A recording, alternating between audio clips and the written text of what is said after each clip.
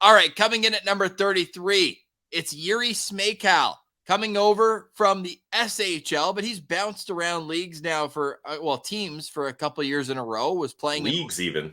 Czechia right before the pandemic, then went over and played for Tapara in the Liga, then played for the Pelicans in Liga, and then went over to play in the SHL, where he had a lot of success, 43 points, 49 games, over 20 goals, and a guy who, struggled at the World Championships. Apparently he was playing hurt, but 8 games, 1 assist, -7 in the World Championships for Czechia. Far cry from Dominik Kubalik, his teammate who led the whole tournament in goal scoring. But Jiri Smejkal comes in as a bottom 6 option with a ton of size. I was shocked to see this guy coming in at what he is.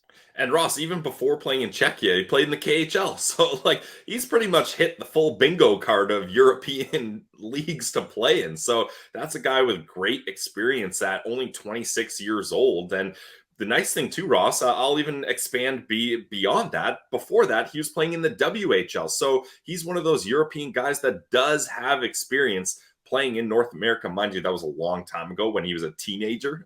So maybe not the best example, but at least he has an idea of what it's like. But when you're putting up almost point per game stats in the SHL, it's definitely something to look at, especially with the size, like you mentioned.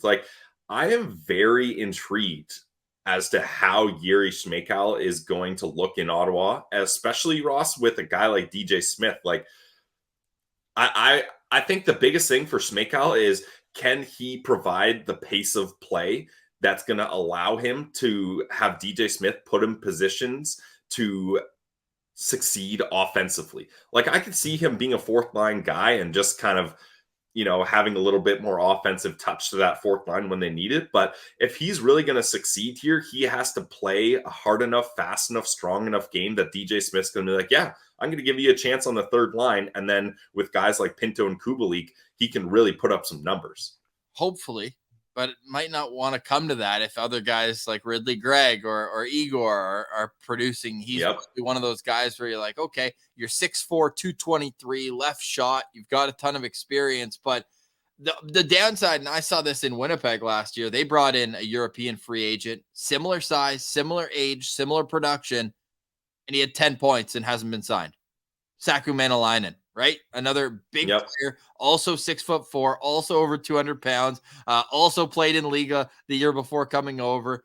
And it just sometimes it just doesn't translate. So I hope it can. And it sounds to me like this guy can kill penalties. He can do other things on the ice that will make him valuable beyond 5-on-5. But I just want to temper expectations and then be impressed if he supersedes him. So I think in all of my depth charts or line combos before camp, I'm leaving him out and I'm leaving Matin Palo out. Those would just be pleasant surprises if they come in and earn a spot. And then if they contribute on top of that, even better. But where I have Smejkal right now is just a guy to push Parker Kelly to be his best. And I just want, if that internal competition excels Parker Kelly, if they're even, Parker Kelly wins the race. You've developed him. I know he's undrafted, but they signed him right away. 2-time Jonathan Petra Award winner, right? He's worked his bag off for this organization.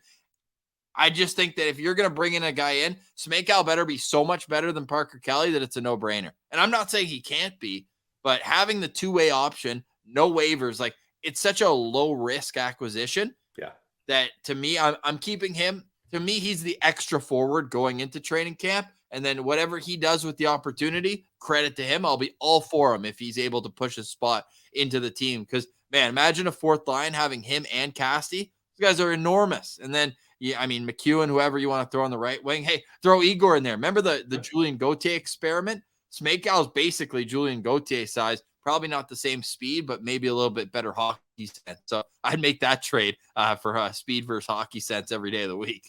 Yeah, I'm with you, Ross. I think I've got Smejkal as my extra forward in the NHL, just because you talk about all those guys that could be playing on the fourth line. Kelly, McEwen, even I would throw Boko as an option on that right side. Him and McEwen could split. So you've got a fourth line of grinders, bruisers, and fighters. But if you want to switch it up a little and get a different look, I think you could inject Smejkal into the lineup to try to boost up that bottom scoring. So there could be a world where we see just Parker Kelly and Smejkal flipping on that left wing on that fourth line just to get different looks, depending on how DJ Smith thinks they'll match up against other rosters. Now, his happiness has to be taken account. And does he just ask to go back to Europe if he doesn't make the team? But if this guy plays in Belleville, he better be a rock star down there. For his profile, he should be a guy who's like leading the league in points, hopefully.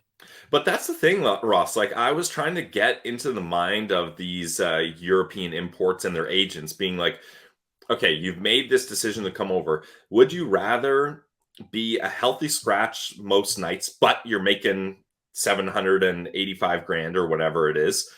Or would you rather be playing top minutes in the AHL and lighting it up, but now your client or you yourself are only making 80 grand, but you've at least put yourself on notice in North America being like, hey, this guy dominated in the AHL. He can play the North American game. And then next year you set yourself up. Like, I don't know how they're going to decide that, because also you're looking at Smejkal, 26 years old. Like, he'll be 27 in November too.